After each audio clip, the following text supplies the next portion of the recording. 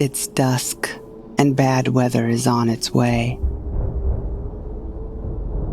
In the distance, dark clouds churn and roll in, and there's the clean smell of coming rain in the air. Echoing through the hills, the low growl of thunder threatens that this is going to be an especially large storm.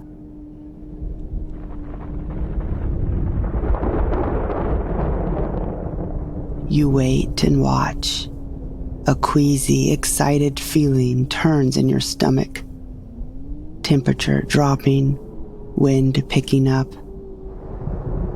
Suddenly, the sky's let loose and a crackle of lightning spiderwebs and illuminates the entire sky. A thunderclap follows close behind. It's in that moment that you see something in the west. No, someone enormous, standing backlit in the blue-white flash. Another streak of lightning, and you see him again. A giant whose bright red and very well-muscled body is entirely bare, except for some rough cloth wrapped around his waist, a long scarf flapping in the wind, and gold rings fastened around his wrists and ankles. But it's the ferocious expression on his somewhat monkey-looking, upward-fanged face that really gives you the willies. That with his wind-swept long red hair. Another flash of lightning, another roll of thunder. That's when you notice he's surrounded by a ring of taiko drums, and the thunder is actually him beating the drums with a mallet he's holding. A huge gust of wind howls from the east. Wait a minute. There's another titan. This one is just as fierce, just as near naked, but with blue skin and holding a large air-filled bag across his shoulders. Do you know who these two giants are? Yes, exactly. Today, let's talk about Raijin and Fuujin, the gods of thunder and wind. Uncanny Japan is author me, Teresa Matsura, exploring all that is weird from old Japan. Strange superstitions and old wives' tales, cultural oddities and interesting language quirks. These are little treasures I dig up while doing research for my writing, and I want to share them with you here on Uncanny Japan. I hope you like the show. Hey, and how are you? Me, waiting anxiously for a vaccination. I've been reading and hearing firsthand lots of distressing news on that front. My place in line is next year. So Rich Pav and I are seriously considering going back to the States for a month, visiting relatives, and getting our jabs. So if any listeners out there who live in Japan or know anything about the numerous hoops that must be jumped through and hurdles that must be hurdled, please hit me up on Twitter or Facebook or email at uncannyjapan@gmail.com. Any help would be muchly appreciated, and I'll send you stickers. Let's get to today's show. Fuujin and Raijin are two Japanese deities usually seen together in art as well as in the wild. Fuujin means wind god, and Raijin means thunder god.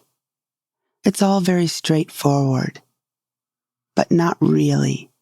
It gets kind of weird.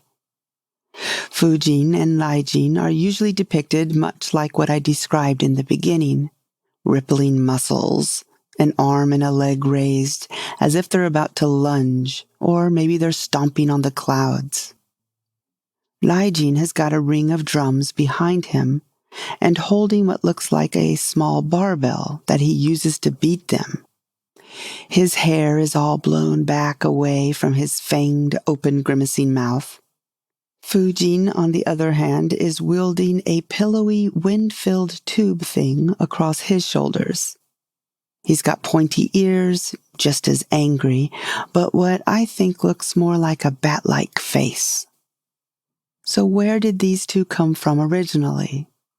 Well, one lineage is India, of course. It's said that they are based on two Indian deities, Vayu and Varun, who look completely different, by the way.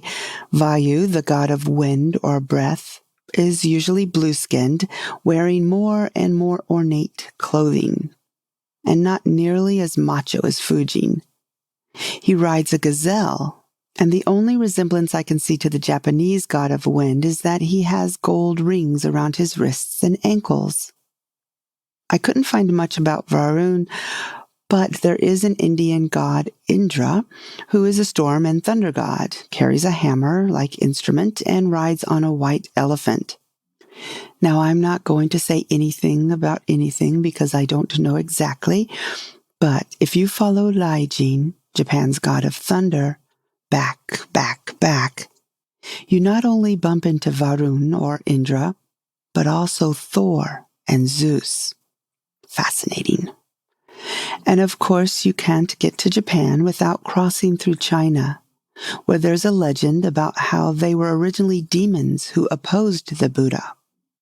This caused the Buddha to call on his heavenly army, a lovely oxymoron there, to try and capture the two. But they were tough cookies, and it took a very long battle between the two of them and 33 other gods on Buddha's side before they were finally caught. And they've been working on the side of good, working for heaven, ever since. In Japanese, Raijin is also called Kaminari-sama or Raiden-sama, Narukami, or Raiko. And there's a Japanese legend that says he saved Japan from a Mongolian invasion in 1274. Imagine Raijin sitting on a cloud and bombarding the army by throwing lightning arrows down at them until they turned and fled. It's interesting that while these two are not originally Buddhist in origin, they were added to the 1,000 armed kanons, or senju kanons, 28 attendants, called the Niju Hachibushu. Now, what's even more interesting than that is how in Japan, back in the day, Buddhism and Shintoism were quite friendly. That is until the new Meiji government enacted a law called the Shinbutsu Bunri, the separation of Buddhism and Shintoism, in 1868. Before this law, you could have a temple or a shrine used for both religions, and it was cool. Shinto gods were thought to be manifestations of Buddhas, and everyone held hands and kumbaya. Everything was fine. But then nationalism rose its nasty little head, and Buddhism was thought to be an outside religion, which it was, and bad, which it wasn't, and a wave of anti-Buddhism swept over the country. Hundreds and hundreds of temples were closed, burned, land seized, sacred texts and statues were destroyed, and monks were told to become Shinto priests or else. It's said that this wasn't strictly ordered by the government, but was kind of implied, and everyone just went along with it. I know, horrible, right? A bit of good news was that in 1873, the government admitted that its attempt to stamp out Buddhism failed. One tiny reason might be that Buddhism handled funerals and all the ceremony and rites around them. People couldn't simply give that up. They really loved Buddhism, so the laws became a little more relaxed after that. So it's interesting to see how the two religions kind of merge and borrow from each other sometimes. An example being that these two gods of thunder and wind, who traveled from India through China, then landed in Japan, were added to Kanon's attendants. Remember, Kanon is Buddhist, but they are also deeply rooted in Shinto. You can find tales of them being some of the oldest Shinto gods. You see, this is a very long and very strange story, but the gist of it is the Shinto god Izanagi went to a place called Yomi to retrieve his dead wife. There he found her rotting and covered in maggots and monsters. He was like, "Hell no," and was really grossed out. This made his dead wife, Izanami, furious.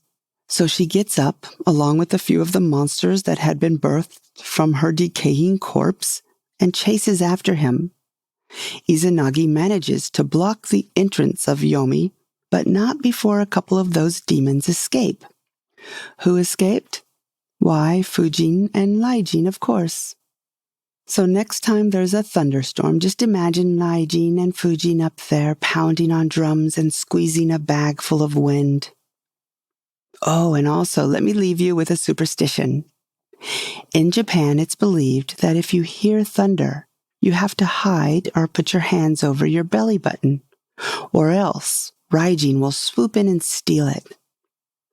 There are two thoughts about why this superstition started. One, that when the weather turns bad, the temperature falls, and if children have their bellies sticking out, they might catch a cold. So you hide your belly button.